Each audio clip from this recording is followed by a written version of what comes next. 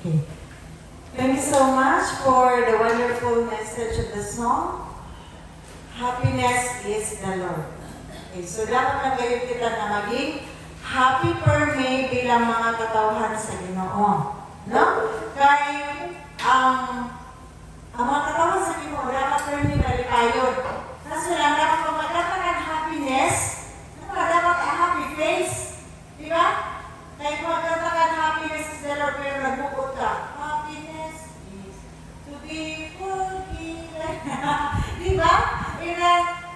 Nakakatakaan mo kanta happy, pero ano yung face, wala nakita ng happy. So dapat happy. Happiness is to be forgiven. Diba? Happiness is the Lord. Okay.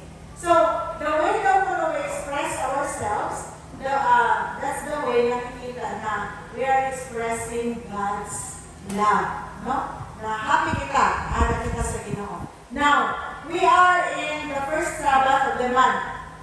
Ano gani kita yun na? April 4. Okay. So, nag-focus kita yun na sa evangelism. Okay, so evangelism. Talking of evangelism, may buhay na sinaabot na missionaries. No? May buhay kita duha na missionaries na maabot na mag-work dito sa area pangadto sa Celestina, dito sa Francisco. No? So, kita, bilang mga alagad sa Ginoo, ma-support kita sa iyong bukat. No? So, that is one way na ma-train kita dito sa pagtrabaho para sa Ginoo. So, makadasan sa aton, para mabatyanan ka na dahil lang kita maging busy na kinaban. No? Kundi, maging busy dapat kita sa pagtrabaho sa buluhaton sa Ginoo. Dahil, ang mahal na Diyos malapit na gayon magkalik. Basta kung abutan kita sa Ginoo, na busy kita sa panginabuhi na kinaban, wala kitang time sa iya. No? Na kasi makita ka sa diri tayo pag-upos sa Ginoo na anatong very binabsihan no, para sa waran pulos ng mga kaptanan sa kinakinapan. Kung hindi, atong sikapon na sa urad na makagan sa karamon ang trabaho sa Ginoo. Sabi ni sa atong topic yan as evangelism magnifies the Lord. So himuon tayo na ma-magnify. Ano gusto niyo sa magnify? Maipakita natin ang mahal na Diyos. Ma-represent, magnify, makupya. Kung ano ang buhay sa Ginoo, makita hindi sa aton. We magnify the Lord. Kung paano natin ma-magnify ang Ginoo, kung busy kayo kita, sino na pinapad? Busy kita sa mga bagay na sino na pinaban, wala na kita naka-take part sa trabaho sa Ginoo. How can we say na we magnify the Lord? Now, God is reminding us that we have to magnify Him. Sabi nga sa Psalms 40 verse 16, let such as love thy salvation say continually. Ano daw?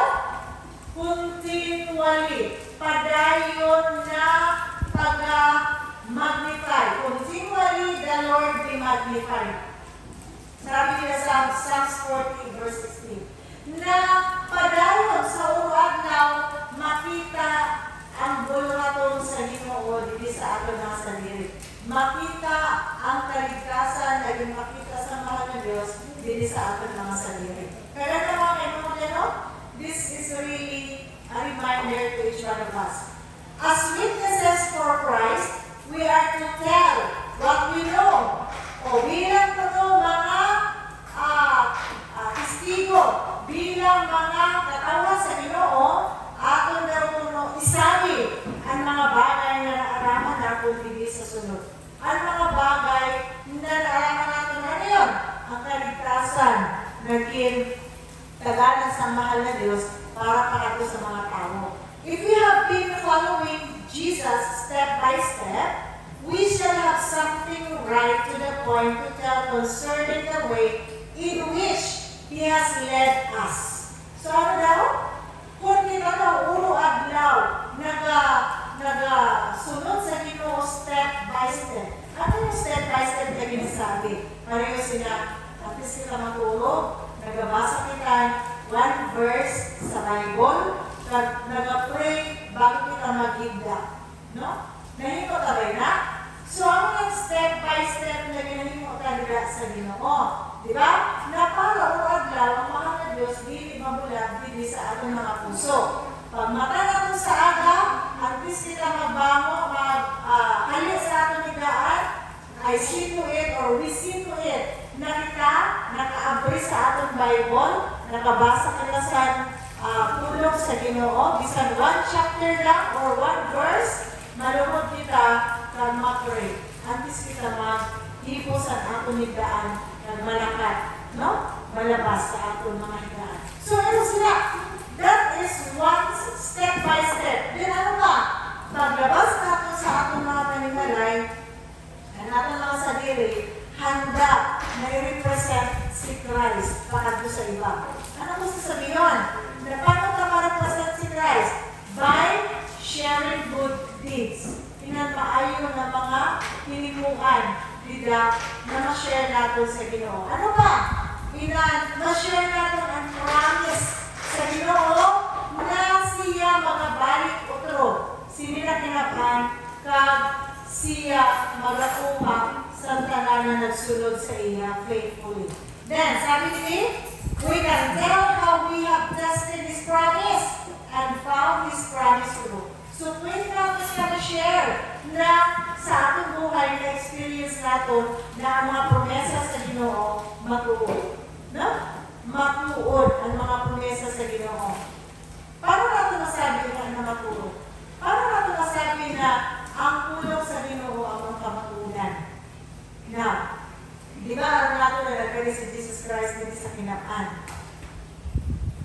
Paano natin masunod ito sabi ni Jesus, nagkari siya bilang example. So, nagkari siya sa simbahan, nag-aampo siya. Nano siya kaadlaw si Jesus, hindi siya nabuhay sa kinapaan. Ano siya kaadlaw, nagkari sa simbahan? Sabbath day. Sa adlaw ni Sabbath, nagkari siya sa simbahan, nagabasa siya, kaupo niya ang mga tao na nagasunod sa iya. Nagabasa siya. So, in that way, no? Sa pagkalis sa simbahan sa adlaw na Sabbath, in that way, we magnify the Lord. Atong ginapakita ang trabaho sa Ginoo. No? Atong ginapakita ang buhay ni Ginoong Hesus. Ngayon nga, pareho yan na, sa mga naglalakad nila sa kamino, nagdadaras ng mga santo. Gusto sabihin sana, nanuway na, masabi ni Ate Rain kagahapon, Mami, pwede kami magpanood, magpanood kami sa mga nagdadaras ng mga santo at Santa Cruzan. Sabi ko sa iya, hindi naman nila na magpanood kita sana. Kaya, ang hindi nagdara, mga santo-santo, dili man ina amo ang tama. Di ba? So, happy Sabbath ate, welcome. Then, in that way, dili man ina amo ang pag-magnify sa matuod, sa kamatuodan na ada sa Ginoo. Sabi ni Din,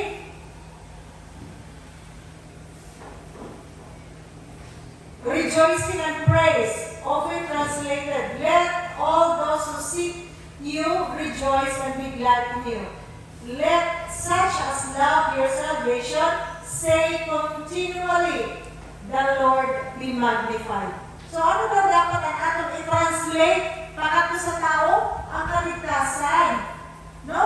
Pareho sila, dili kayo pareho sila italibot ang mga santo para makita na we are serving the Lord. Not in that way. That is the wrong way of representing God. Anong sabi ni Din? Maging malimay daw kita sa pagsunod dila sa Ginoo. Ang atong love is His salvation. Ang kaligtasan naging hatag sa mahal na Diyos. No?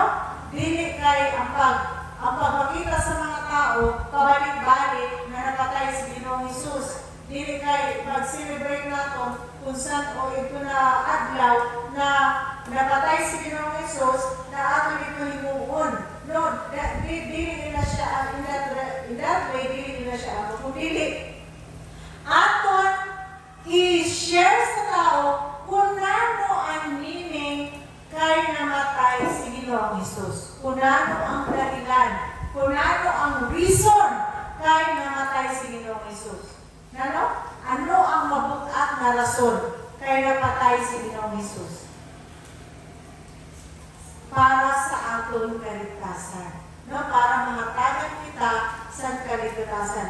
Kag makita aton ma-focus ang aton mga isip, ang aton mga buhay diga sa pag-alagad sa Ginoo na matunino, kag malitayon. Dili kita bagan ang pagsunod sa Ginoo, dili kay burden. Dili kay bagan mabukat sa aton. Kung dili, ang pagsunod sa Ginoo malipay kita. Dili kay lapitan kita sa mga kahoy na para masamad na ng ating lawas pag-ibig ni Jesus Christ.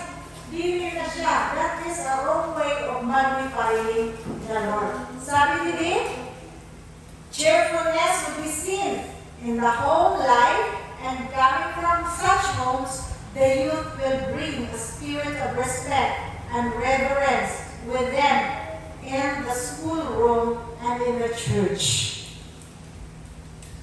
Ang kada pamilya makita sa aton mga silingan, di ba? Now we are a happy family serving the Lord. Dili ka magpabukat kita sa aton mga pamilya.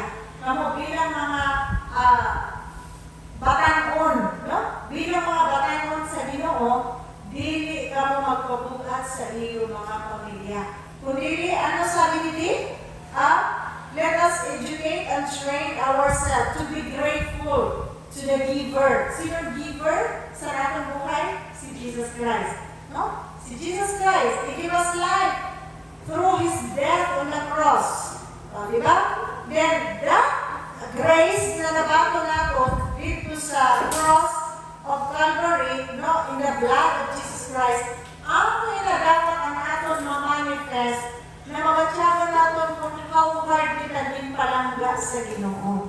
Dili kay hard na lisod, kung dili kung paano kita din sakripisyuhan sa mahal na Diyos, para mabatyagan ta kung ano nadako aniya pagpalangga sa aton. Ayan. So, ato gawin yung imoon na maging kalipayan kita. Kailangan happy.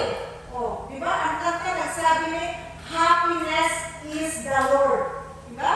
Ang kanta nagsabi na real joy, ani sa aton, real joy is mine. Di ba? Ang matuod na kalipay ani sa aton dahil sa kaligtasan na aton na baton, naging hatag ni Jesus Christ sa aton through the cross of Calvary, through His death on the cross of Calvary. Kaya sabi niyo, cheerfulness would be seen in ourselves, in our home, in our school, in our home school, and in the church. So dapat malipayan kita po di ba? Ikalipay natin ang pag-serve nila sa Ginoo. Yan. So sabi ni every temporal blessings would be received with gratitude. So yan mga blessings sa atong temporary material things, temporary na mga bagay na dapat natin pasalamatan sa Ginoo kag atong gamiton diga sa pag-serve sa Ginoo. Yan. So, ina na mga bagay na mga material, mga temporary na mga bagay bilisin na tinapaan, mga sakakyan, atong mga panimalay, atong nagamiton para sa pag-accommodate sa mga tao na malala natin nila sa Ginoo. Sabi ni the true Christian will make God first and last and best in everything. Ang matuod, kaya ako nag-feeling hindi na kami Christian, ako nag-service sa Ginoo, ako pinakaligod ko yung mga santo, kaya para yung makita ako na matuod na Kristiyano. Pero muna,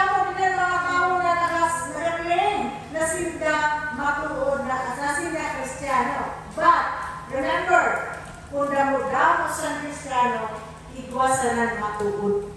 Ano sabi nini?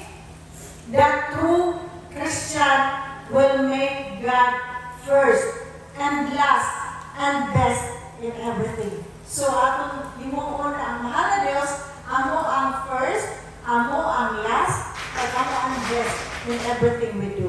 Kaya, amo nga ginasabi ko sa inyo, as a youth, ang Ginoo naghatag gayud siya sin barrier, sinila kinapan. Ano sabi ni? The salvation must continually, magnified, be magnified. No? Ang salvation na ginhatag sa mahal na Diyos, the Lord must be continually magnified. So, by serving the Lord faithfully, by making the Lord the first, no, in everything we do. Ano gusto sabihin sa making the Lord the first? Halimbawa, dinagda ka sa limo friend, pakado sa birthday party, pero ini Sabado, kaya nang piliin mo. Ang pagdato sa simbahan na Sabado, o ang pagdato sa birthday party. Ay mga tao, nagbongga ina na party. O, bongga ina. O, yung minsan na. Nagdamo pagkaon nito, nagdamo bisita. Makataon nito, bisan Sabat. No, sabi nili, the true Christian will make God the first. Diba? So, kung ikaw matuod na Kristiyano, unahon wa Ginoo. Dili mo siya ibaylo sa mga bagay sa minakinabaan. Dili mo siya ibaylo sa mga birthday celebrations. Dili mo siya ibaylo sa mga fiesta celebrations. Ikaw dito ang bida. Ikaw dito ang leading queen. Ikaw dito ang bida. Ikaw dito ang princess. No? So, dili dapat kita ang maging bida sa minakinabaan. Kundili, ang mahal na Diyos dapat amo ang maging bida. No? Dili ka na dapat ka-istorya sa, ay, ako sina, hindi ka kahimo. Ay, ako sina, hindi ka, dili ako. Dili dapat kita. Kundi dahil sa grasya sa Ginoo, nagkaigwasan na. Kaya na naman, ang tanan ng mga butang sino na kinabaan, impiyar sa aton sa Ginoo. Ang nata temporal things in this world, impiyar sa Ginoo sa aton temporarily. Kaya na naman, dili kita hindi para sininakinapang. Kundili, bilang mga Kristiyano, tunay na mga Kristiyano na tagasunod sa Ginoo, dili kita tagalili sa kinapang, kundi we are bound to heaven. At to ang atong lugar dito sa langit. No? So, sabi ni Dave, no ambitious motive will chill his love for God. Wala daw dapat si mga ambisyon, hindi sila kinabahan na makapatugnaw sa atong pagpalangga dida sa Ginoo. Steadily, perseveringly, will He cause honor to redound to His Heavenly Father. So, hindi na mga bagay, bisan na pa mananabutan, nakatapos silang 4-year course, nakatapos silang, halimbawa, nakatapos silang doktor, nakatapos silang abogado, nakatapos silang kung naroon pa na naging natapusan, ano daw ini? Tanan? Dili daw dapat ini amo ang makaparayo sa atong nila sa Ginoo. But, ano daw? Ako dapat ini ang maging cause na ma-honor ka, na more na i-honor ka ang mahal na Diyos sa atong mga buhay. No? I-honor ka ang mahal na Diyos sa atong mga buhay para ma-magnify natin siya how God bless us. Sa tanan na mga maabot natin sa mundo, sini na mundo, let us be more closer to God. Let us, a true Christian, let us make God the first, the last, and the best in everything in our lives. Kag makita ka na ang Ginoo, ma-magnify ka. May pakita ka sa kinabaan na atong kinaisaran kung paano kita gin-bless sa Ginoo.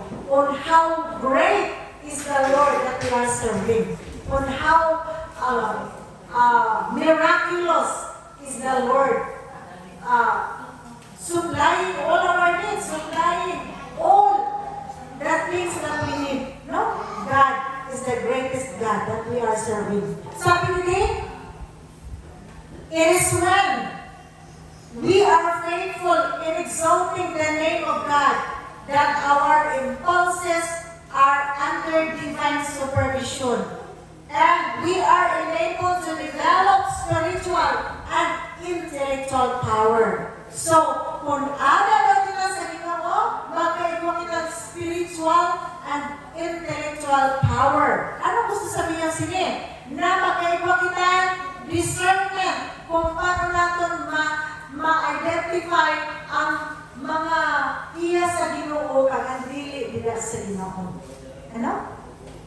Pareho sila. Kaya ikaw ka mga friends. Remember ha, pareho lalo na sa mga estudyante. Namo kami mga friends sa eskwelahan, di ba? Sa school, sa labas, sa simbahan. Then, dito sa church, ikaw kami mga friends. Remember, hindi lang yun natin sa church ang iyo maging friends. Kundi province-wide, damo mga Adventist. No? Nationwide, damo mga Adventist. Kaya ikaw kita si mga Global Youth Celebration na ginahimo. Kaya para kada usad sa inyo, ma-magnify niyo si Jesus dida sa kapwa niyo youth for Christ. Di ba? Ina na mga kaparinong niyo youth, na dili niyo na ma-magnify niyo, makausad ka mo sa pag-alaga nila sa Ginoo, then ang iyo light mag-shine. Pag ma-magnify niyo ang mga tao na aga sa labas. Ma-magnify ninyo ang mga tao na ada, ang mga youth, kapwa ninyo mga batanon na ada sa labas. Dili, kahit kamulugod ang makatak pangadto sa labas. Di ba? Dili kayo kamulugod ang ma-attract sa labas. Kung dili, dapat ma-magnify ninyo sila, na madara ninyo sila, pakadisisunod. I hope na kadawsad sa aton would be the sermon. Nani na nakabukas sa t-shirt sa mga youth, no, sa global or sa atong mga batanon, be the sermon. Kaya atong buhay, dapat amo ang maging mensahe pakadto sa labas. Dili, kay kita ang ma-attract sa labas ng simbahan o sa labas sa katungguan sa Ginoo, nakita lukod ang mahatak pa kato sa labas. Kaya amin ang mga batayon, usad na bagay na nano, magkaiba daw kita si spiritual and intellectual power. Kaya naman, ang ginahimo ta, ato ngayon pili o perdi ang Ginoo. Nano gusto sabihin sila, halimbawa, iwan kitang cellphone. Pag may cellphone kita, aram ka na masulot kita sa simbahan. Pag sulod ka pa lang sa simbahan, ato na dahil nanakaw sa airplane mode ang atong mga cellphone. Or atong silent. No? Atong silent para dili ma-disturbo ang pagsimba nila sa Ginoo. Or, dili kita mag-upgrade saan atong mga cellphone sa sulod sa simbahan kung dili man lang para sa Ginoo. In that way, na-prioritize natin ang Ginoo.